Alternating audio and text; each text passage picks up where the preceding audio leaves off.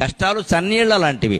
4 చెంబులు పోసుకుంటే 5వ చెంబు నుంచి సుఖంగానే ఉంటుంది, అనుమానం ఎంత చలికాలమైనా కానివ్వండి. అయ్యప్ప దీక్షల వాళ్ళు ఉంటారు, వాళ్ళు తెల్లారగట్ట 4 గంటలకు లేస్తారు, చన్నీళ్లే స్నానం చేస్తారు, అందులో ఎవరు వేణీళ్లు పోసుకోరు. ఎలా పోసుకుంటున్నారండి?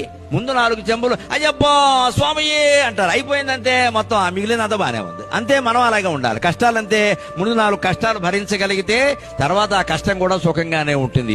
ఎప్పుడూ కష్టాలు ఎక్కువ వస్తున్నాయంటే యువతరం ఒకలా ఆలోచించాలి. బాగా వాతావరణం ఉక్కబోస్తోంది అంటే వర్షం కురుస్తుంది ఖచ్చితంగా. వేసిన సెగ్గడ్డ ఉక్కబోస్తుందంటే వర్షం వస్తుంది. సెగ్గడ్డ ఇక్కడ వేసిన కురుపు బాగా సలుపుతోంది అంటే సంతోషించాలి, పగిలిపోతుంది అన్నమాట. బాగా ఉక్కబోస్తోంది అంటే వర్షం వస్తుంది. అంతేకాదు, వేడి నీళ్ల కోసం అంటించిన కట్టెల పొయ్యి నుంచి బాగా పొగ వస్తుంది అంటే వెంటనే జ్వాల వస్తుంది ఖచ్చితంగా. అలాగే కష్టాలు నీ జీవితంలో కమ్మేయి అంటే భగవద్ అనుగ్రహం వర్షం రూపంలో కురవడానికి సిద్ధంగా ఉంది.